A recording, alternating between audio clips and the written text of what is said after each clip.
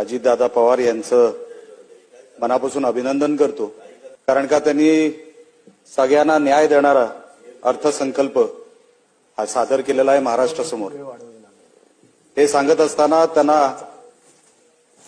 त्यांचे परत एकदा आभार मानतो की माझ्या कुडाळ मालवण मतदारसंघासाठी देवबाग या एका लहान गावासाठी त्यांनी 158 करोड रुपये त्या गावासाठी तरतूद केली, त्याबद्दल मी त्यांचे मनापासून आभार मानतो।